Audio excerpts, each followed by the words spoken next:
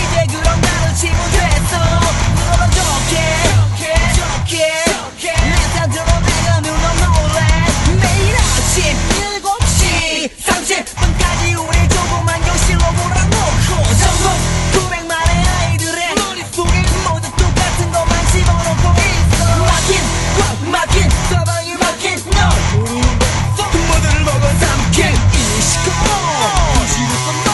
내 젊음을 보내기는 좀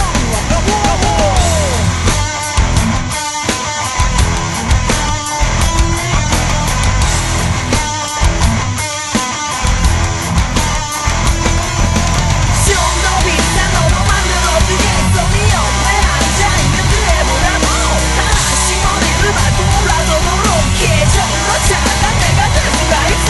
왜 바꾸지 않고 마음을 조임해 젊은 나를 헤맨가.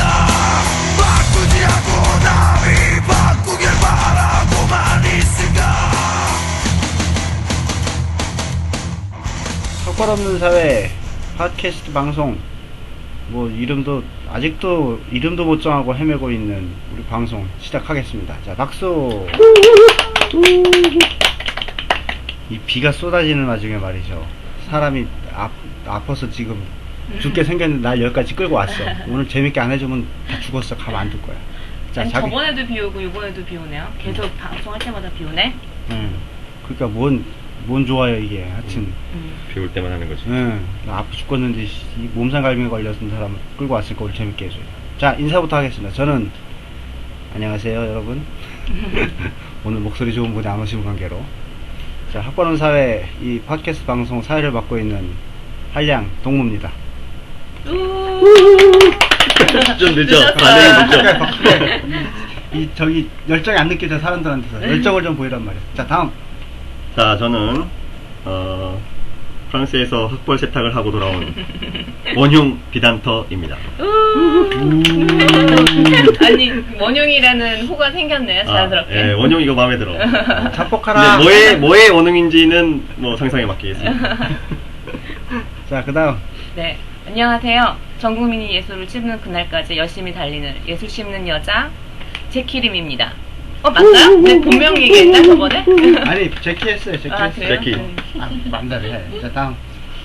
안녕하세요. 저는 사교육 현장에서 열심히 뛰고 있는 학벌의 프락지 수영입니다. 시험 중이 수영. 10대의 얼굴, 40대의 감성. 자, 다음. 어떻게 저기 지금 우리 마지막 방송한 게 언제죠? 그게 8월 21일쯤? 그러면 지금 한참 됐네. 네. 자, 그럼 됐죠. 뭐더라고 지내셨는지. 저는 사실은 이 전에 살짝 광고를 했는데 안산에서 지금 전시가 진행되고 있어요. 인간들 하나도 안 왔어. 아주 그냥 그 베트남 고향 식당 얼마나 맛있는데 하나도 안 왔어요. 자, 뭐 재밌는 일 없었어요? 재밌는 얘기 좀 해봐요. 오늘 당신들의 임무는 나를 웃겨주는 거야. 아픈 나를 위해서 나를 웃겨줘. 저는 그때 방송 나가기 전에, 사실 방송 나가기 전에 독일을 갔다 왔었어요. 그래서 독일 카셀 도큐멘타 보고 왔었는데 네.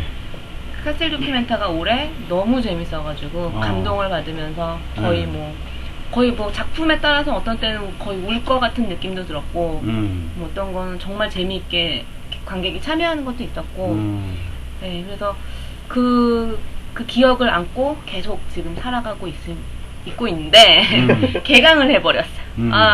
그 기억도 안 와야 되지만 이제 그 들인 돈도 이제 안고 가야 돼요. 그러게요. 네. 카드값도 같이 나. 원용, 뭔 일 없었어? 저는 제가 지금 속해 있는 그 직장에서 직장에서 부지광. 큰 행사를 준비하고 있는데 거기에 참여했습니다. 그래서 중요한 사실은 임마누엘 월러스타인이라고 아는지 모르겠네. 알란가 모르겠네. 나는 알긴 아는데. 페이스북에 뭐 어쩌라고. 링크 걸어놓은 그 사람 아니에요? 아, 맞아요. 임마누엘 월러스타인을 초청을 했습니다, 이번에. 그래서 그 초청하는데 제가 협격한 이 공헌을 했고. 아니, 그건 알 수 없고. 본인의 얘기니까 우리가 지금 확인은 안 돼요. 그래서 이제 이참에 저는 홍보를 해야 됩니다. 그래서 그 9월 17일 날 언제 하냐면 9월 17일 날 경희대학교 평화의 전당에서 저녁 때 몇 시요? 네, 초청 강연을 합니다. 저녁 그 개회식은 6시 반부터 시작인데 네. 뭐 그것을 못 맞추시는 분들은 7시 반까지만 오셔도 강연은 7시 반에 이제 식전 행사 후에 7시 반에 시작되니까 그때 오시면 이 월러스타인의 강연을 들을 수가 있어요. 근데 월러스타인 모르는 분들이 있을 것 같아서 간단히 얘기하면은 간단히 사회학 시간 잰다? 미국의 사회학자고요. 뭐 별거 없습니다. 그냥 근대 그 세계 체제라는 세계 체제론, 근대 세계 체제론으로 이제 많이 알려져 있고 뭐 아는 사람은 아실 겁니다. 네. 그러니까 누구만큼 유명해요? 비교해보자면. 연예인으로. 어떻게 비교하지? 한국의 연예인. 학계에서는 조니 뎁 그 수준? A급이라고 봐도 돼요. 조니 네. 뎁 수준은 돼요. 소녀시대 수준이에요? 그러니까 소녀시대보다 높지. 특히 사회과학계열에서 사회과학계에서는 완전히 A급이죠. 에이스죠. 그리고 지금 나이도 굉장히 많고 지금 이제 서태지네. 석학이라고 볼 수 있어요. 코린 베일리 레이 정도까지는 안 올라가도 그 조니 뎁 정도. 사회학계의 조니 뎁. 하여간 월러스타인. 저는 이것 때문에 뭐 방학 내내 뺑이 쳤고 이 행사 하는 날까지 저는 아마 굉장히 힘들 걸로 예상이 됩니다. 경고! 그만해! 끝. 저희 평화정당이 넓긴 한데, 여기가 좀, 이 사람이 나름대로 인지도도 있고, 좀 유명하기 때문에, 저기 자리가 금방 찰 수 있어요. 아마 빨리 오시는 게 좋을 거예요.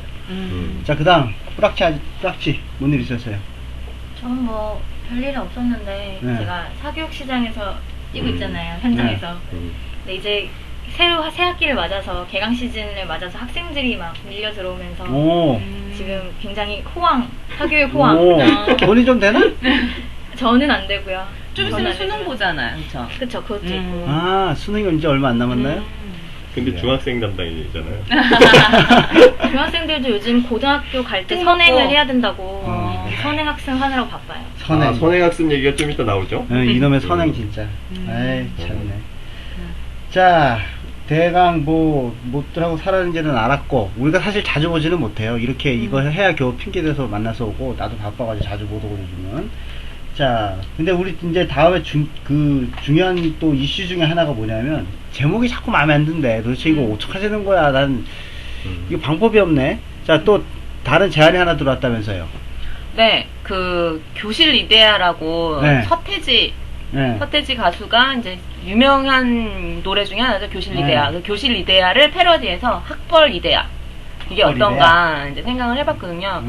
근데 일단 학벌이라는 단어가 이렇게 흔히 사회에서는 쓰이지만 또 우리가 글자로나 뭐 이미지로는 이렇게 흔히 보이지는 않아서 학벌이라는 글씨를 쓰면서 이제 그 교실 이데아를 패러디하면 좋은 아이디어가 아닐까 싶어서요. 학벌이 대야. 학벌이 대야. 나 사실 이것도 사실 백화점 가서 딱, 이거야 하는 그런 느낌. 그런 느낌은 아니에요? 없어. 그럼 어느 정도 급으로? G마켓에서. 이게 나쁘지 않네? 싸니까 사는 거? 근데 이제 가격 대비 앞에 관악 스타일보다는 1+1? 이게 좀 낫다. 이게 좀 낫다. 이 정도 수준은 되는데, 하여튼, 아이디어를 좀 받겠습니다. 아이디어 아니고 여러분 의견. 아이디어 이제 그만 주고 좀 의견 좀 줘요. 이거 하자, 그냥. 나도. 의견 힘들다. 다음 주까지 없으면 그냥 학벌이대야 가는 거예요. 그냥, 학벌이다 가야 할 수 없어. 네? 네네. 학벌이다 마음에 들어요? 이거보다 더 좋은 아이디어가 없는 한, 네. 저는 지금까지 나온 아이디어 중에는 제일 낫지 않나. 형 씨는? 저도 뭐 그냥 그렇지? 네, 우리 여기 솔직하게 얘기를 하자고. 아닌 건 아닌 거지. 아니진 않은데 확 끌리는 그냥 말씀. 딱 이거다 싶어. 이렇게, 이거 사야 돼. 이런 느낌은 없어. 맞아요.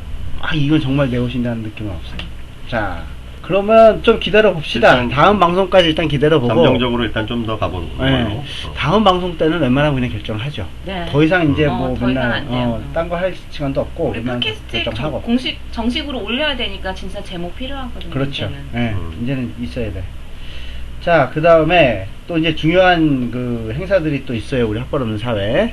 그 중에서 특히 우리 이 학벌 없는 사회의 지금 학벌 없는 사회 중추, 학벌 없는 사회를 이끌고 있는 뼈대, 스파링 역할을 하고 있는 우리 청년 모임, 학벌 없는 사회 청년 모임, 또 독서 토론 모임 잡혔죠, 날짜. 잠깐만 그 얘기하기 전에 뭔가 한 거를 먼저 얘기하는 게 아, 좋지 상상 않을까. 파티 얘기 좀 해볼까? 진짜? 왜 그 얘기를 안 했구나.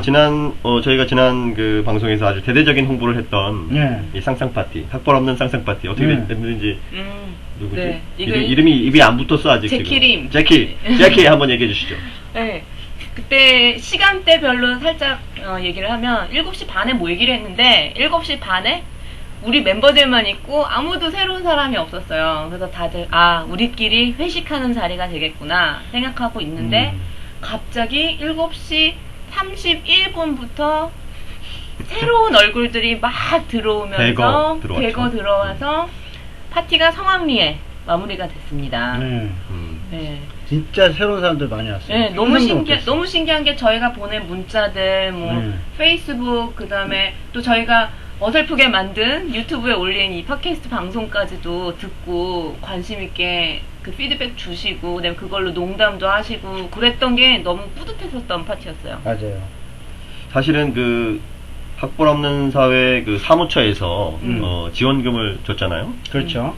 게다가 그 지금 공동대표이신 장혁 선생이 개인적으로 또 맞아요. 그 후원금을 주셨는데 이 두둑한 후원금에도 불구하고 사람이 너무 많이 와서 맞아. 네, 맞아요. 이게 부족했어. 네, 부족했어요. 회비를 걷었음에도 불구하고 부족해서 예상 인원을 초과했기 때문에 부족한 그렇지. 바람에 각출을 다시 한번 해야 되는 이런 상황 2차에서 이런 상황까지 발생할 정도로 아주 되게 성황리에 잘 끝났습니다. 맞아요. 일단 혜욱이 언니 고마워. 잘 먹었어요. 다음에 또 해줘요. 다음에 또 부탁해요. 네, 요번엔 여름 버전이니까 다음에는 가을 버전 쌍쌍 파티를 한번. 가을. 그렇죠. 이제 뭐 좀 얘기가 나왔어요. 각 분기별로 할 것이냐. 네. 뭐 어쨌든 일단 오신 분들이 굉장히 참여도가 높았고 네. 또 그러니까 이거에 딱 평소에 막 이런 얘기를 하고 싶었는데 학벌이나 뭐 좀 이런 얘기를 친구들하고도 나누고 싶은데 그런 얘기 하면 괜히 뭐 쟤는 혼자 막 졸라 재미없어 막 이러니까 말을 못 하고 있다가 그냥 입이 터졌어 그냥 인간들이 그냥 정신이 없더라고 그냥. 맞아요. 그래가지고 오히려 우리가 좀 시간을 좀 늦게 시작했잖아요. 네. 시간이 너무 부족했어. 네.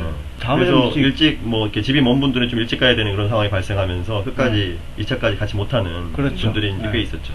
겁나 아쉬워하더라. 네. 나를 보러 와서. 나를 많이 못 봤다고. 나랑 얘기 못 나왔다고. 수영을 보러 왔어요. 아니었어요. 나를 다들 보고 싶어 했어. 왜 그래. 자, 우리 설렁하냐? 막 주먹을 막 부르는. 막 수영씨 막 노래 본다고. 알아서 그만 할게. 자, 이제 깔때기 그만되고 이제 넘어갑시다. 자, 그러면 이제 그 다음에 우리가 또 중요한 행사 지금 장기 프로젝트로 진행되는 거 이거 참 재밌어요. 전에도 저는 참석했던. 이것도 지난 모임을 했었죠. 네. 우리가 첫 모임을. 첫 모임 때 제가 얘기했잖아요. 거기 잘생긴 친구 하나 왔다고. 네? 네. 근데 이제 다음 모임에는 또 이쁜 처자가 하나 와요. 나도 봤어. 나도 저기 고열과 그 전신 통증에 휘둘리면서도 페이스북 들어가서 봤어. 어떤 그 이쁜 처자가 한 분이 오신다 그래가지고. 네. 그러나 저는 못 가지만 어쨌든. 네, 이번 독서 토론 모임은 9월 8일에 토요일에 오후 4시에 종로에서 카페 플라타너스라는 데가 있어요. 네. 되게 조용하고 카페가 좋더라고요. 예쁘더라고요. 예뻐요? 예. 담배 못 피지? 안 가봤잖아. 담배 필 수 있어요. 안 가봤어? 꽁친겨? 간접 경험했어요. 그래요. 블로그로. 블로그 야. 보니까 예쁘더라고요. 요즘엔 블로그가 직접 경험이나 다름없어요. 거기서 저번에 하던 책, 네. 그 교육혁명 공동행동연구위원회에서 나온 그 대한민국 교육혁명이라는 책 후반부를 네. 같이 토론을 할 예정이에요. 네. 벌써 전반부 다 나갔어요? 네. 요거는 그 내용이 어렵지 않고 쉽게 쭉쭉 나갈 수 있어요. 그 다음에 이거 한 것만 봐도 대강의 흐름을 익히는 데는 아주 유용한 책이에요. 이거 제가 보기에는 누구나 다 한 번쯤 봐도 될. 근데 책에 그림 책값도 없죠? 싸잖아. 책값도 싸고. 책에 그림 없죠? 얇고. 그림은 없던 없죠. 그래프만. 근데 이제 되게 재밌고 편하게 읽을 수가 있고 또 할 얘기도 많아 이걸 바탕으로. 이 안에서도 우리도 그날 토론 때도 첫 모임 때도 보면은 그러니까 어떤 이슈에 대해서도 그러니까 학벌이라는 문제의식을 가지고 있는 다양한 사람들이 모였음에도 불구하고 또 어떤 그 층위라든지 다양한 스펙트럼을 가지고 얘기를 할 수 있는 거리들이 또 있어요. 그래서 괜찮아요. 한번 오시면 또 죄송합니다. 저는 못 갑니다. 우리가 토요일 날 한 게 네. 지방에 계신 분들도 좀 올라올 수 있게 주말로 잡은 거거든요. 그렇죠. 아, 그렇죠. 원래는 월요일로 했다가 토요일로 옮긴 이유가 바로 네. 지방에 계신 분들을 위해서. 그러면 토요일날 4시에 하고 한 3시간 한 다음에 같이 저녁을 먹으면서 광란의 주말을 보내는 거예요? 그렇죠. 바로 그. 네. 그날도 사실 그 2차 토론하고 2차 술 마시다가 나는 일찍 갔는데 네. 재밌었어요? 첫 모임 때. 무지하게 재밌었잖아 그때. 그거 괜찮았던 것 같아. 나도 좀 아쉽더라고. 나는 그 워낙- 멤버들이 좋아 지금. 내가 지금 요즘 그 5월달부터 지금 너무 달려가지고 한량인데 한량이 너무 달려가지고 와, 도저히 뭐 체력이 안 돼서 넘어갔거든. 아, 그 다음에 또 공부할 거 있어요. 뭐야? 그 저희 자랑스러운 응. 학벌 없는 사회에서 시민교육 박람회 2차 서류 심사에 통과했잖아요. 그렇죠. 그래서 이제는 정말 마지막 3차에 네. 참가하게 되는데 3차에는 전시와 발표로 이루어지는데 9월 11일부터 전시가 시작되고 9월 12일 날 발표를 한다고 그렇죠. 그러고요. 그래서 네. 11일부터 12일, 13일까지는 이렇게 3일 동안 전시를 하는데 네. 서울 여성 플라자 네. 거기에 로비와 국제 박람회 네. 그 공간이 있나 봐요. 근데 네. 로비에 있다니까 뭐 찾기 쉽겠죠? 아, 여기 뭐, 그냥 찾아요. 네, 서울 여성 플라자에서 전시하고 있으니까 전시하는 기간 아무 때나 찾아오셔가지고 방문하셔도 좋고요. 또 그렇죠. 특히 뭐 저희 발표하는 순간에 오시고 싶으시면 그 12일 수요일. 수요일 몇 시예요? 시간은 정확하게 정해져 있잖아요. 시간은 오후에 할 거야 아마. 네, 오후에. 저도 오후에 하는 정확한 시간은 그건 나중에 그때에 제가 대해서 알 것 같아요. 페이스북에 네. 한번 올려드릴게요. 네, 그 알겠습니다. 요 저기 시민교육박람회 네네. 5.18 민주화운동 기념사업회에서 이제 시민운동 5.18이 아니더라고 그게. 민주화 그냥 5.18 이것도 정정 보도해야 돼. 그냥 민주화 기념사업회예요. 오케이 그러면 5.18 운동 기념사업회는 다른 단체야. 딴 데였어? 오케이 그러면 미안해요. 사과하세요. 사과하세요. 미안. 자 민주화운동 기념사업회에서 이 시민 교육을 잘한 단체나 프로그램들을 데려다 놓고 이렇게 심사를 해가지고 아 이런 거 좋다라고 이제 홍보할 수 있는 기회를 주는 거예요. 여기 보시면 저희 학벌 없는 사회에서 진행하고 있는 다양한 프로그램들을 이제 간접 경험할 수 있어요. 내가 지금 몸에 앉아가지고 자꾸 이 말이 재미없는 말만 해. 아, 나 오늘 말을 줄여야 말 돼. 안 한다더니 왜 이렇게 많이 해. 근데. 그럼 좀 해 그럼. 이렇게 다들 나는 많이 한다고 해서 뭐 참고 있잖아 지금 나는. 아, 잘했어. 원흉이라서 참고 있어. 잘했어. 홍보 다 했죠? 네, 뭐 중요한 얘기도 다 한 것 같고. 자, 그럼 이제 우리 본격적으로 오늘의 주제로 들어가기 전에 오늘 또 재미있는 주제가 기다리고 있는데 이 본격적인 주제로 들어가기 전에 그러면 그동안 우리가 잠시 자리를 비운 사이에 교육계에는 도대체 무슨 일이 있었는지 한번 살펴보고 넘어가겠습니다. 자, 우선 지난주에 했던 얘기의 연장선상에 있는 얘기인데 아주 좀 훈훈한 뉴스가 하나 있어요. 예, 드디어 이제 올 것이 또 왔다라고 저는 생각하는데 네. 이 서울시립대에서 이제 그 반값 등록금을 실현을 시켰지 않습니까? 네. 근데 이제 이 반값 등록금이라는 게 단순히 그냥 학생들 혹은 그 학부모들 경제적인 부담을 덜어준다 이런 수준에서 끝나는 게 아니라는 게 이제 속속 증명되고 있는 이제 상황인데 지난 그 방송에서도 뭔가 얘기를 우리가 했지만 또 하나 이제 구체적인 어떤 이제 상황이 발생했는데 이게 뭐냐면 뭔데요? 그 서울시립대에서 입학제도 개선 기획단이라는 걸 만들었어요. 그래가지고 거기서 한국교육연구 네트워크라는 이제 한 단체에다가 그 서울시립대의 입학제도를 개선할 수 있는 어떤 방안을 좀 마련해 달라라고 해서 이제 일종의 용역을 준 거죠. 연구 용역을 준 거죠. 그래서 이제 거기서 이 토론회를 사회에 걸쳐서 이제 지금 하고 있어요. 그 토론회는 어떤 토론회냐면, 그러니까 그 입학제도를 어떻게 개선할 것인가, 그러니까 공공성을 확대하는 방향에서 그리고 또 그 중등 과정의 공교육을 정상화하는 어떤 방향을 추구하는 입시 전형이 없을까? 요걸 한번 고민해 보자. 그래서 이제 여러 그 어떤 이제 교육 전문가나 입시 관련 전문가라든지 각종 이제 교육 관련 시민 단체 이런 이제 사람들을 모아서 토론회를 이제 하는 거죠. 그래서 이게 딱 우리가 그때 지난번 얘기할 때 무슨 얘기를 우리가 했었냐면 과연 제대로 이 평가 맞아요. 기준 만들 수 있겠냐라고. 그렇게 바꾸겠다라고 얘기만 했지, 박원순 시장 얘기만 그렇죠. 했지, 과연 우리가 믿을 수 있을까? 그렇죠. 거기까지 그렇지. 얘기했었죠. 그런데 한 단계 더 나간 거예요, 이제. 아, 역시 구체적으로. 원수형 마음에 들어. 내가 커피 아름다운 가게에서 있는 사 먹자. 원수형 마음에 들어. 내가 아름다운 가게에서 먹자. 그래가지고 제가 다음 주 금요일 날, 그 토론자로 참여를 하게 됐습니다. 진짜요? 초청받은 그래서- 거예요? 그렇죠. 그러니까 물론 학벌 없는 사회로 의뢰가 들어온 거예요. 초청자를 찾아달라. 그래서 이제 제가 이제 가기로 결정이 됐고, 그래서 이제 그래서 박수라도 쳐달라고? 뭐 박수까지는 아니고 일단 그래서 교육시 의회 별관에서 이제 하는데 모르겠어요. 물론 이게 토론이 된다고 해서 꼭 우리가 원하는 어떤 좋은 방안이 꼭 잘 나올지 안 나올지는 이제 그 나중에 또 봐야 되는데 어쨌든 이런 시도를 지금 하고 있다. 구체적으로 네.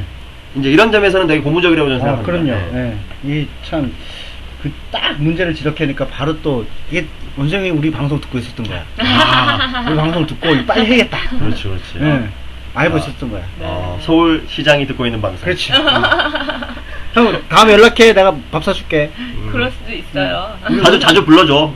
우리 동네 저기 맛있는 데 많아요. 신천 한번 놀러 와. 거기 더럽고 시끄럽고 해서 좋아. 신청 홍보대사야.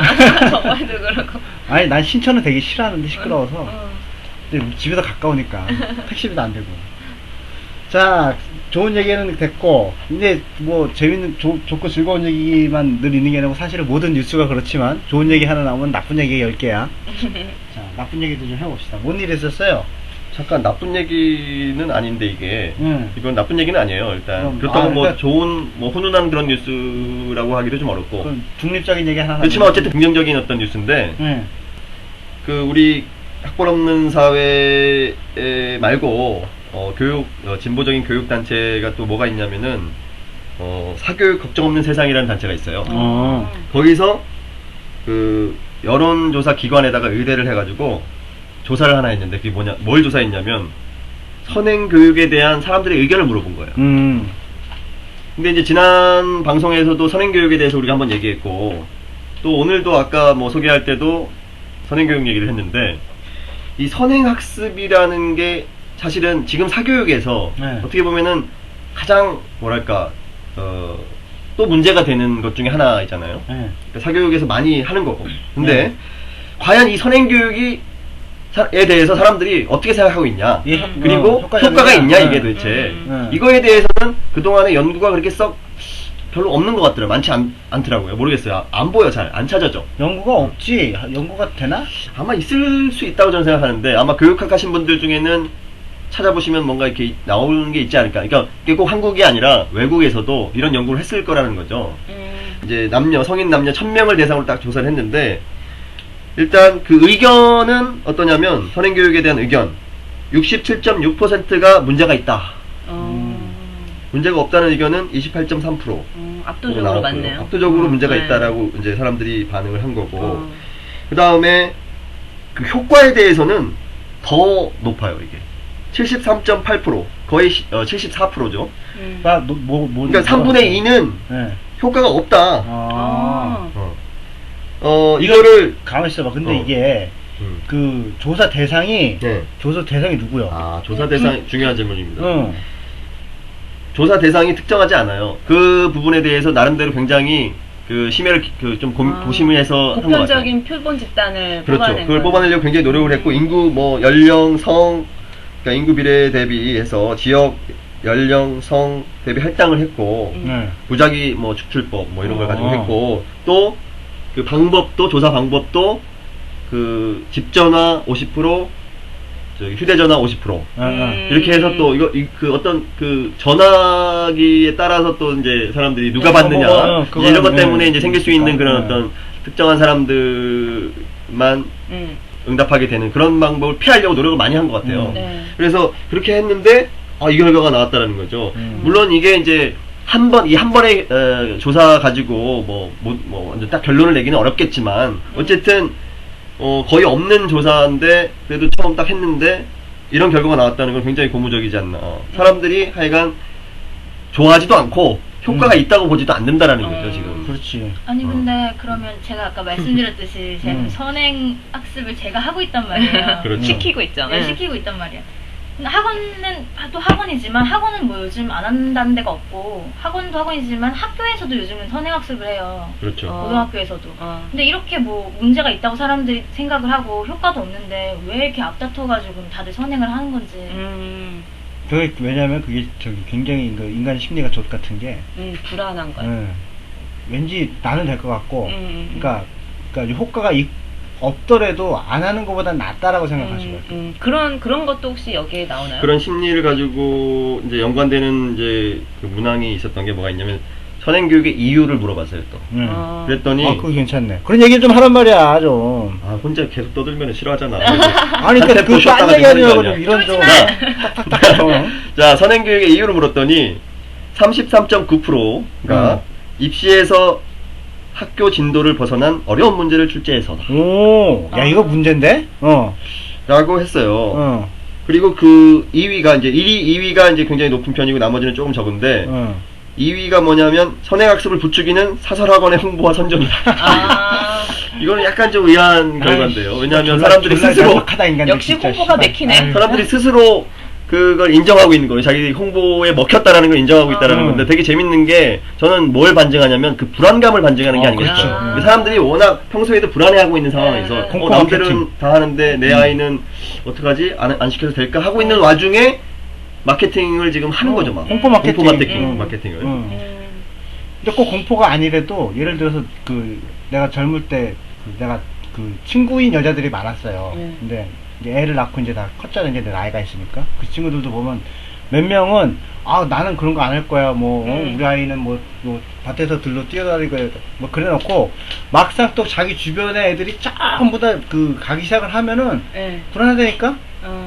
그러니까 그냥 그러면 이거 하나는 해야 되지 않나라는 생각에 그냥 이제 그걸로 시작이에요. 그게 사실은 마약하고 똑같은 거지. 그 선행학습의 가장 피해자가 저잖아요. 왜? 저는 미술 입시를 초등학교 때부터 시작했어요. 미술한 사람들은 또 이 피해자지. 요즘 친구들은 모르겠지만 옛날에 그 아그리파, 비너스, 줄리앙 이 세 가지 석고를 7년을 그렸단 말이야. 똑같이 매일매일 7년을 그렸어요. 그러니까 엄청난 선행학습이죠. 그렇지. 그랬더니 대학 가는 순간 아주 미술은 쳐다보기도 싫었어요. 근데 제 주변의 친구들 중에 그렇게 저처럼 어렸을 때부터 예체능을 시작한 친구들이 딱 입학하는 순간 학교를 그만둬요. 내 주변에서 그러고 보니까 그 선행학습으로다가 먹고 사는 인간들이 많네 보니까. 근데 사실 선행학습뿐만 아니라 더 전반적으로 일단 사교육 자체가 일종의 이제 그 게임 이론을 가지고 이제 설명하는 사람들이 있어요. 이게 뭐냐면 일종의 그 죄수의 딜레마다 이게. 그러니까 둘이서 어려운 얘기 다 빼고 그냥 간단하게 얘기하면 이런 거예요. 죄수 둘이 있는데 둘이 같이 협력하면 둘 다 안 할 수 있는 거를 둘 다 도움이 될 수 있는 거를 서로를 못 믿어서 하다 보니까 둘 다 안 좋아지는 결과가 나타나는 거거든요. 그러니까 이 사교육에 대한 열풍이 거의 그런 식이에요. 그러니까 다 같이 안 하면 되는데 다 하니까 나도 해야 돼. 또 다른 사람이 하니까 나는 더 해야 돼. 이러다 보니까 최고조로 이제 이 사교육 열풍이 이제 높아진 거죠. 지금 현재 상황. 이게 그러니까 언놈이 이게 병신 같은 짓인 게 분명히 8시간씩 잤단 말이야 옛날에. 근데 한 새끼가 6시간을 잔 거야. 나쁜 놈. 그 새끼들이 이 인간의 그거 잡아내야 돼. 치졸한 욕망, 씨발 나 혼자 잘 나가겠다는 이런 그 공동체 의식이 부재한, 집단 의식이 부재한 이게 개인의 이기적인 욕망들, 그런 것들이 문제야 하여튼. 근데 이제 한 가지 그 추가적으로 얘기해야 될 것 같아요. 그러면 이제 누군가 이렇게 질문할 수 있잖아요. 뭐라고? 오늘 안 온 사람이 그 질문을 페이스북에도 했었는데 이게 뭐냐면 효과가 그럼 있으면 해도 되는 거냐? 그거는 안 되지. 이거죠. 그러니까 우리가 지금 얘기하는 거는 일단 뭐가 문제가 이제 일단 효과가 있어도 그 자체로 뭐 오케이 이게 아니라. 그렇지. 그건 지금 얘기하시고. 근데 효과가 정말 게다가 없기까지 해 이런 거죠. 그러니까 그렇게 노력을 해야 하고 시간을 들이고 다 하는데 돈 들이고 하는데도 효과도 없어. 그렇지. 이게 지금 문제라는 거죠. 더. 옷이 졸라 비싸기도 한데 옷이 졸라 후지기도 해. 그렇지. 불편해. 비싼 데다가 후져. 딱 그건 거지 지금. 그런 거지. 그러면 그럼 효과가 있으면 해도 되지 않는 이유가 뭐라고 생각하세요? 효과가 있다고 하더라도 하면 안 되는 이유가 뭐냐? 당연히 안 되지, 그럼. 저는 이제 그 효과라는 게 도대체 어떤 효과냐 이제 이거를 따져야 되는 것 같고요.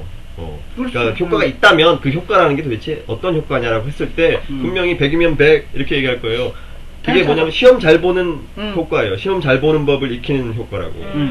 근데 그 시험 잘 보는 것이 과연 우리가 초중등 과정에서 필요로 하는 그 교육 효과냐라는 문제를 하나가 제기할 수 있어요. 창의성이 떨어진다는 거죠. 그렇죠. 오히려 그런 쪽으로 된다고 보기 어렵다라는 거예요. 그래서 재밌는 사례는 그러니까 비교를 하자면 그 독일 같은 경우 있잖아요.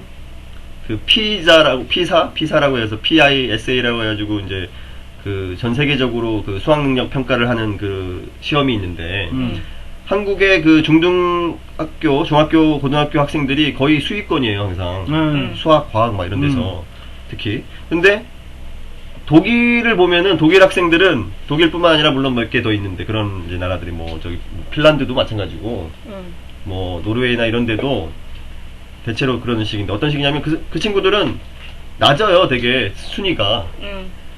대학 중고등학교 때. 중고등학교 때. 그러니까 대학 가기 전에. 그런데 대학을 간 이후에 그리고 졸업한 이후에 어떤 그 교육을 다 받은 인재들이 사회에서 뭔가 성취해 나가는 그 결과물들을 보면 우리가 결코 독일보다 낫다고 얘기하기 참 어렵잖아요. 네. 압도적으로 낫다고 얘기할 수 없다고. 뭐. 근데 짭도 안 왜 되지. 그게 가능하냐면 아까 말한 그 피사라는 시험에서는 왜 높냐면 우린 선행학습도 하기 때문이에요. 그러니까 굉장히 빨라 배우는 게. 그냥 빨리 배워. 근데 중요한 게 뭐냐면 그런 빠르게 배우는 과정 속에서 우리가 잃어버리는 건 뭐냐면 그 원리를 스스로 파악하는 그런 교육이 안 되고 있다라는 거죠. 그 사교육 전선에 있는 사람이 한번 좀 얘기를 할 수 있잖아, 이런 부분. 그러니까 어떻게 우리가 선행학습이라는 걸 도대체 선행학습의 본질이 뭐냐? 뭐가 선행학습이냐?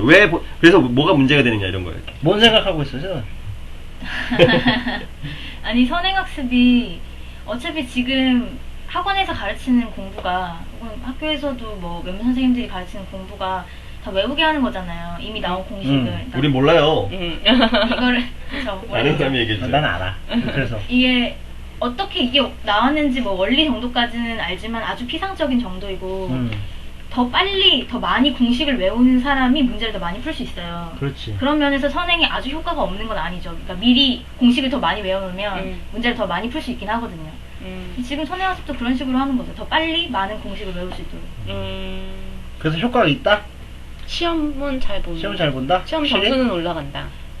효과가 없진 않다. 없지는 않다? 그러니까 이 효과라는 게 시험 지금의 어떤 주입식, 암기에서 암기를 통해서 시험 점수를 높이는 거라면 효과가 없지는 않은 것 같아요. 근데 수학 능력이라는 커다란 틀 안에서는 효과가 없는 게 아니고 오히려 떨어뜨린다. 효과를 반감시켜. 나처럼 되는, 저는 나처럼. 반감시킨다고 봐요. 네. 특히 다른 여러 가지 이제 OECD나 이런 그 국제기구에서 하는 평가를 보면 유독 떨어지는 그 항목들이 있어요. 그게 뭐냐면 다 그런 거예요. 협동심, 창의력, 뭐 이런 부분들, 그렇지. 그 소통 능력, 뭐 이런 것들 다 떨어져요. 한국 학생들이. 왜 떨어지냐? 이게 효과예요. 제가 볼 때는 선행학습의 효과야. 효과. 그렇지. 어떻게 그러니까 선행학습만 하니까 다른 정말 중요한 중등 과정에서 익혀야 되는 그런 능력들이 오히려 지금 발달이 안 되고 저해되고 있지 않냐라는 거죠. 그러니까 내가 아는 분 중에 시골에서 펜션하는 분이 있어요. 네. 맨날 가는데 그 집 애들이 공부를 되게 잘해. 네. 근데 그 집 애들이 사교육이라는 게 거의 없어요. 네. 근데 그 집도 보면 그냥 교육의 방식 자체가 그냥 애들한테 늘 생각하게 해, 그냥.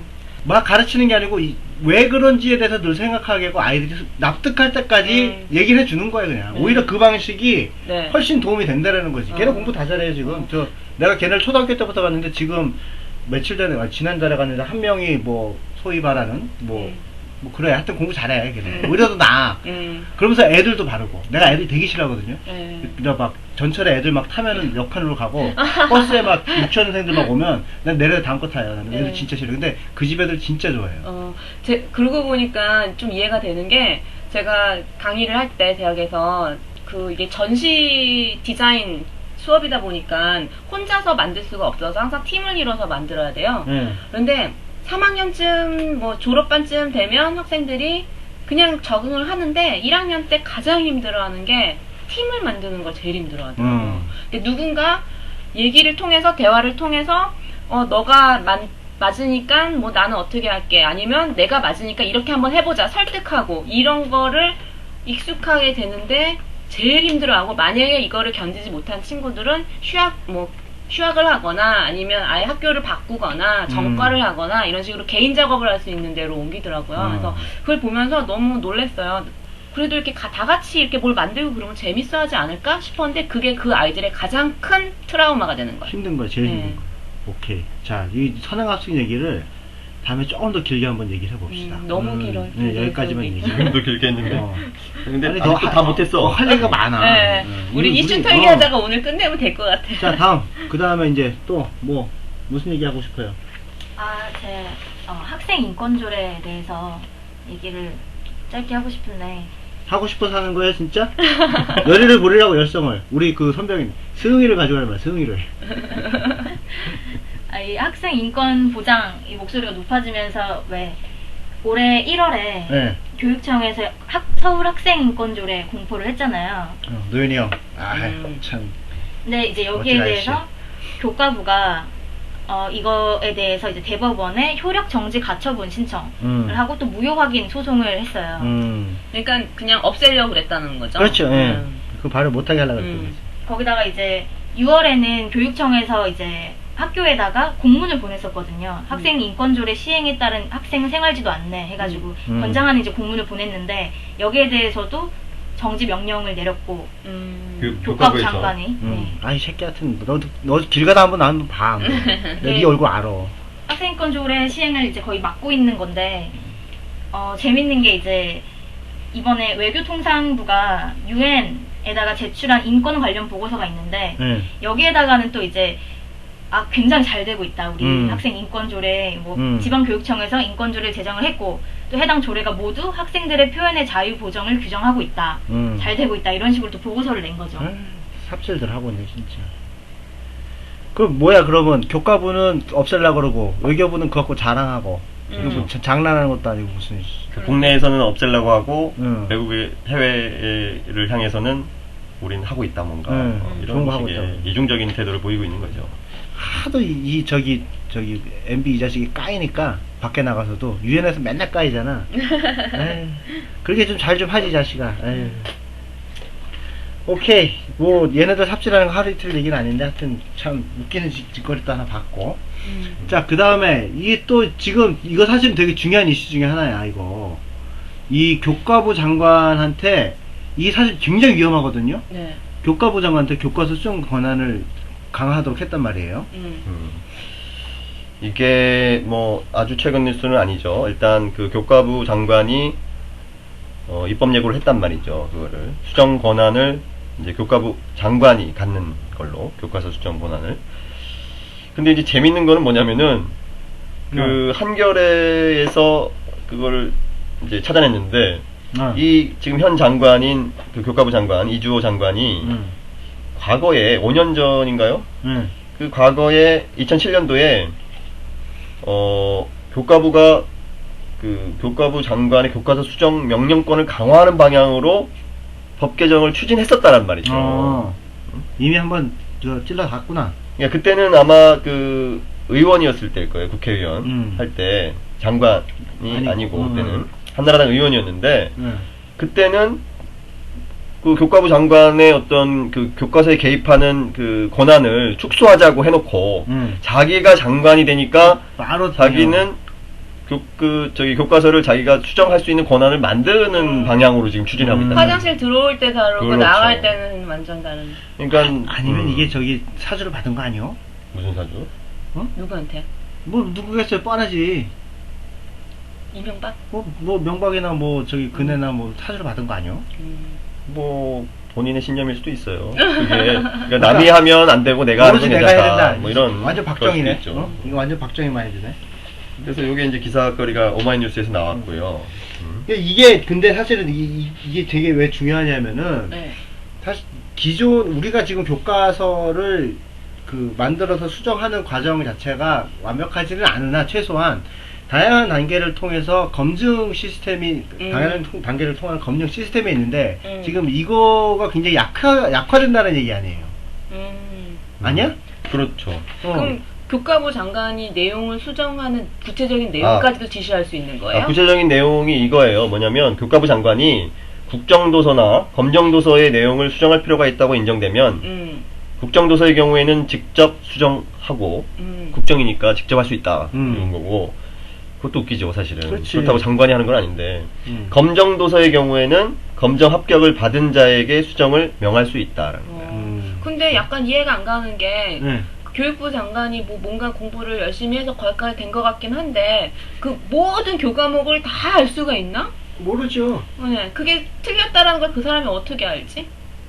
그러니까 이제 그때 당시에 네. 그 상황에 따라서 정권이 바뀌거나 뭐 그러니까. 새로운 이익단체들이 들어오거나, 예를 들어서 내가 그 얼마 전에 참 그 말도 안 되는, 나 진짜 기도 안 차서 이거 밖에 나가면 쪽팔려서 말도 못 하겠다 싶은 사태가 있었던 게, 그게 사실은 그 기독교 단체들이 압박 넣어가지고 저거 빼라고, 어떤 거요? 진화론 빼라고. 아, 그렇죠. 맞다 기억난다. 나는 진짜 와 씨발 이거 얘들 진짜 해대서 너무하다 싶은데 근데 그런 사태가 발생할 수 있는 거에 또 소망교회에서 하나 더 나오면은 네. 아 이거 그렇죠. 무서운 거야 이거. 이종환 장관 소망교회 출신이에요? 그 소망교회에 오. 내가 소망교회 몇 번 왔다 갔다 하면서 이 새끼들 한번 걸리기만 해봐라 그러고 있는데. 거기다 무단 주차해야지. 근데 역사 교과서 같은 경우도 그렇지. 굉장히 정치적으로 영향을 많이 받잖아요. 그렇죠. 예. 근데 지금 역사 뭐 다 교과서 지금 역사 분량 줄이고 있거든요. 국사도 선택 과목으로 바꾸고. 그렇지. 그게 큰 그거에 문제인데. 대해서는 더 사실은 역사 교과서는 할 말이 많죠. 왜냐하면은 원래 정부라는 게 그동안 전 세계에 어떤 정부도 역사 교과서를 역사 교육을 축소하는 정부는 없어요. 오히려 그렇죠. 강화해서 문제가 되면 됐지. 그렇지. 그러니까 무슨 말이냐면 어떤 국가의식이라든지 역사의식, 뭐 어떤 민족주의적인 어떤 그런 측면이라든지 그렇지. 국가주의적인 측면에서 그걸 강화하기 위해서 역사를 오히려 강조한다고 대부분의 어떤 정부에서는. 그렇지. 지금 실제로 일본 문부성 같은 경우도 이 교과부에 이 힘이 엄청 세졌는데 교육. 그래요? 그러니까 굉장히 세졌는데 거기 역사 이 내용을 엄청 강화시켜서 이 국가주의로 어떤 흐르는 게 아니냐 경계하는 목소리들이 나오고 있거든요. 우리는 반대로 반국가주의인가? 그게 이제 되게 웃긴 거예요. 그러니까 사실은 그 어떤 정세나 맥락, 정치적 맥락 속에서 이제 그런 상황이 발생한다고 보는데, 왜냐하면 최근 민주화 이후에 90년대 거치면서 나름대로 그 역사 교과서에 소위 제대로 역사를 이제 보려는 사람들이 많이 개입을 해서 나름대로 뭔가 역사 교과서를 이제 과거와는 달리 나름대로 객관적으로 많이 그렇죠? 만들어 놨단 네. 말이에요, 지금.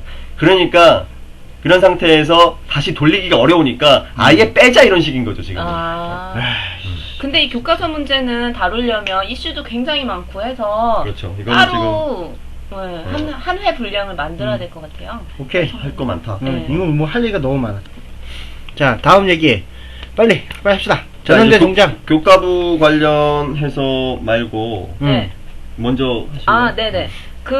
저번에 저희 방송할 때 내용이랑 연결돼요. 이거는 조선일보에서 나온 기사인데요. 전남대 총장 직선제 폐지 학칙 공포 해서 전남대가 지금까지는 직선제였는데 그 총장 선출 방식이 공모제로 바뀐다라는 내용을 이제 공포를 했어요. 저희가 그때 저번 주에 얘기를 할 때 그 대학? 아니 뭐였지? 국공립대학 국공립대학, 국공립대학 통합 네트워크 얘기를 할 때 이제 총장이 그래도 직선제였기 때문에 그래도 각 그 대학마다의 어떤 자율성이라든지 그다음에 그 사람이 정말로 그 대학 내에서 경험이 있고 잘 알고 하면서 총장으로서 운영을 할 수 있게 됐는데 이거를 이제 공모제로 하니까 위에서 낙하산을 떨어뜨릴 수 있다. 그렇죠. 그런 위험성이 있는데 지금 몇몇 대학은 아직 버티고 있다라고 한 것 중에 한 사실은, 대학이 전남대였는데 전남대가 사실은 가장 끝까지 버티고 있었던 대학이에요. 근데 부산대랑 아마 비슷하게. 바리케이트가 이제 무너진 거 아니에요. 그렇죠. 거의 마지막 그 항복을 한 셈이 된 거예요, 지금. 네. 교과부의 그 방침에. 그렇지.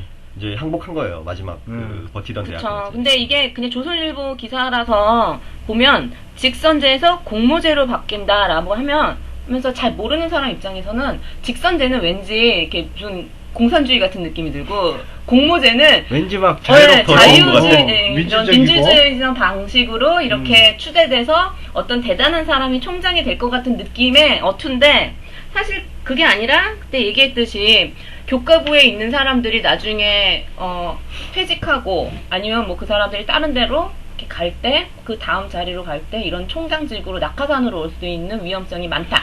그렇죠. 사실 직선제라는 게 뭐 그동안도 뭐 그 문제가 뭐 전혀 없었던 건 아니다. 이제라고 얘기를 많이 하는데요. 근데 이제 그렇다고 해서 그게 그나마 그래도 어떤 의미가 있냐면 민주적인 절차를 거쳐서 그 학내의 구성원들이 직접 이제 선거를 통해서 물론 이제 한계가 있다면 여기서도 학생 대표는 대부분 빠져 있었던 것 같아요. 이 직선제 네. 중에서도 아마 대부분 이제 교수들이 이제 선거를 하는 건데 나 잔다 자꾸 그렇지만 이러면. 나 어쨌든 잔다. 민주적인 절차를 거친다는 점에서 긍정적인 면이 있었는데 네. 그것을 이제 공모제로 바꾼다는 게 이제 문제가 있다라는 거죠. 네. 참고로 이제 그 전남대가 이 마지막 보루였다라고 이제 제가 아까 얘기를 했는데 이게 우리 그 학부모사회의 이 대표이사이신 창봉이 형. 창봉이 형이 계신데 여기가 그래 지난 그 방송에서 제가 실수로 전북대라고 얘기를 했는데 사실 전남대입니다. 전남대. 전북대는 우리 한계경이 있는데. 사과하세요. 내가 좋아. 미안. 형 미안해. 다음에 네. 내가 수사 줄게. 뭐야 돈 많이 벌어? 아이 뭐 그냥 뭐 맥주한캔 사들고 가서 죄송한 다음 되는 거지 뭐. 그것도 사준 건 사준 거지. 자 다음. 이게 다음이 이제 정부 또이 재정 교과부. 뭐야 이거 정부 재정 지원 제한. 역시 참 항상 이 교과부가 이제 우리는 걸림돌이 되는데요. 이 자식들은 하여튼 참. 그 교과부가 이제 발표를 했어요 드디어. 참 창의적이야. 아는 사람들은 참 알고 있었을 텐데 뭐냐면 이 정부 재정 지원 제한 대학 리스트를 이제 발표를 했어요. 네. 최근에. 그 몇 개 나왔는데 그니까 왜 줄인다는 거예요? 그거는 이제 그런 거죠. 일단은 대학이 지금 현재 너무 많다. 그건 맞아요. 맞는 말이에요. 근데 많이 만들어 놨는데 학생이 계속 오면은 뭐 그럭저럭 이끌어갈 수 있겠지만 학생이 줄고 있단 말이에요 지금. 학령 인구가 줄다 보니까. 그러니까 당연히 부실 대학들이 많이 생길 수밖에 없고 그리고 또 이제 이미 우후죽순으로 90년대 그 김영삼 정부 때 그 자율화 말고 그래서 대학 설립 자율화하는 바람에 이제 우후죽순을 만들어 놔다 보니까 많아졌어. 그 와중에 이미 부실 많아. 대학들이 많아요. 많아. 사실. 어떤 비리 뭐 사학도 있고 뭐 많은데 그러니까 이제 이걸 좀 정리하자라는 거죠. 이제 정리를 해야 되는 그 어떤 방향성 자체는 현실 인식은 저는 뭐 틀리지 않았다고 봐요. 근데 이제 방법이 문제예요. 방법이. 왜 이 방법이 왜 문제인데요? 이 방법이 뭐가 문제냐면 이제 이건 말려주기겠다는 거거든요. 그냥. 고사시키겠다. 그렇죠. 고사시키는 거예요. 일단은 자 이런 거예요. 정부 재정 지원을 제한하면 당장 지금도 어려운 대학들이 재정적으로 더 어려울 수밖에 없고 일단 첫째. 아니 근데 말려주기는 게 왜 문제인데? 잠깐만 들어봐요. 두 번째는 뭐냐면 더 심각한 위기는 뭐냐면 이렇게 리스트 발표하면 학생들이 이제 안 오죠. 잘 안 오지. 그러니까 더 부실해질 수밖에 그럼 없어요. 자연스럽게 그 진짜 좀 부실한 대학들이 그냥 없어져서 더 좋은 거 아니에요? 자, 근데 그게 이렇게 나름대로 이거는 이제 일종의 구조조정인데 그러니까 대학의 구조조정인데 이게 바로 기업에서 구조조정할 때도 마찬가지잖아요. 기업에서 구조조정을 갑자기 해버리면 고사시켜버리면 폐업을 시켜버리면 실업자가 생긴다고.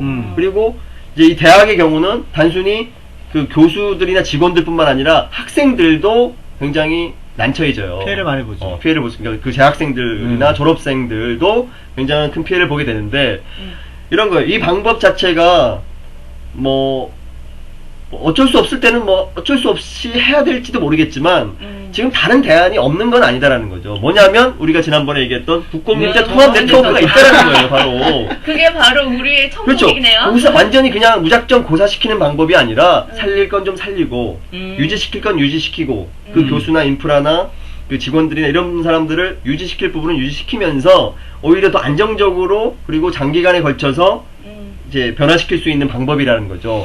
그러니까 이게 지금 문제가 앞에서 이거 잘 구분하셔야 될 게 뭐냐면은 국공립대학교 통합 네트워크를 얘기하면서도 우리가 그 얘기를 했어요. 무슨 얘기를 했느냐?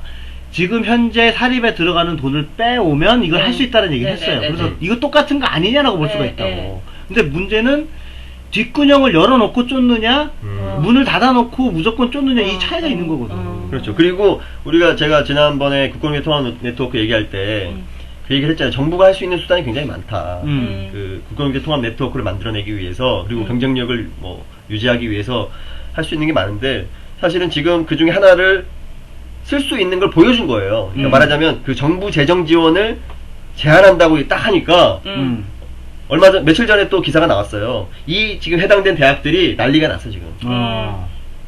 그러니까 왜 난리가 나겠어요? 그 재정 지원의 이 수준이나 규모가 그 대학의 어떤 유지에 굉장히 중요한 이제 비중을 차지했기 때문인 거죠, 당연히. 저 한 가지 소설을 갑자기 뭔가 번뜩이 생각이 났는데 재밌어야 돼. 모르겠어요. 근데 이제 MB 정부 들어와가지고 많은 공기업들을 이제 사기업화 하려고 하잖아요. 그럴 때 그 MB 정부가 사용했던 방식이 지원을 줄여 나가면서 너희들 힘들지. 그러니까 사기업화해. 라고 한 방법이었거든. 이런 식으로 재정 지원을 국가 지원을 줄이면 그런 어떤 사기업 쪽 그런 쪽에서 먹을 수 있는 여지를 주는 거 아니야? 이거 좋은 지적이다. 난 그 생각 못 했는데. 이거 좋은 지적이네. 맞는 얘기예요. 이거 소설이기는 한데 네. 이거 굉장히 설득력 사실- 아니 사실 소설이 아니에요. 이거 픽션이 아니에요. 왜냐하면 실제로 그 흐름이 지금 이미 있어요. 네. 성균관대라든지 또 중앙대라든지 이런 데들이 되게 이제 대학이 어려워지자 바로 그 달려들었단 말이에요. 그 재벌 기업들이. 그렇지. 그런 일들이 또 발생하지 않으리라는 법이 없죠, 당연히. 사실 지금까지는 뭐 좀 허술하긴 하지만 사단법인에 대한 어떤 법률적인 규정들이 있었잖아요. 사단법인 맞나? 그 재단법인이라 그러나요? 학교법인이에요. 학교법인. 학교법인을 운영할 수 있는 주체에 대한 어떤 제한이 있었잖아요. 법률적인. 그렇죠. 근데 이런 식으로 해서 좀 더 이렇게 허술하게 이렇게 널널하게 해서 일반적인 그냥 장사치들도 들어와서 학교를 먹을 수 있는 거 아니냐. 요거는 좀 살펴봐야겠다. 요거는 그냥 우리가 이렇게 넘어갈 게 아니고 좀 그 이후로 왜냐면 그 학교법인 설립하는 데 있어서 규정이 굉장히 까다로워요. 원래는 까다로웠어요. 아무나 못했어. 요 부분의 법이 어떻게 바뀌었는지 좀 확인을 해봐야 될 것 같은데. 그러면 이제 연결 지점을 좀 찾을 수 있을 것 같아. 아마 제가 아까 김영삼 때 학교 설립 자유화, 대학 설립 자유화 조치를 했을 때 아마 그때 굉장히 많이 쉬워졌을 거예요, 당연히. 그러니까 그걸 쉽게 만들어서 학교 설립을 쉽게 할 수 있도록, 그러니까 대학이죠, 여기서는. 대학 설립을 굉장히 쉽게 할 수 있도록 만들어줬거든요. 그럼으로써 우후죽순 막 생긴 거거든. 그러니까 당연히 그렇게 까다롭지 않을 거라고, 지금 현재. 아니, 그것도 있고, 그 다음에 기업들이 학교를 먹으려고 할 때는 뭔가 이유가 있을 거 아니에요. 당연하죠. 있죠. 그것도 좀 파헤쳐야 되고. 그것도 한번 파헤쳐볼 필요가 있죠. 이건 뭐 짧게 할 얘기는 아닌 것 같아요. 그거 사실 이것도 그 학교들이 자꾸 기업들이 학교를 먹는 게 여기 사실은 다 꼼수가 있거든요. 그 이유가 있어. 이유가 있어. 그 세금을 숨기기에 좋잖아요. 안 내고. 아니, 이거 나중에 하자니까. 그게 아니야. 내가 알았어. 되게 많아. 이건 나중에 얘기합시다. 알았어요. 요건 이제 숨겨놓고, 훔쳐놓고 다음에 얘기합시다. 네. 자, 요거 잠깐 쉬자고 하는데, 이거 내 맘이에요. 난 쉬든지 말든지 내 맘인데, 자, 일단 여러분, 우리 잠깐 쉬었다가, 몸 좀 추스리고 다시 돌아올게요. 자, 좀 이따가 봐요. 안녕.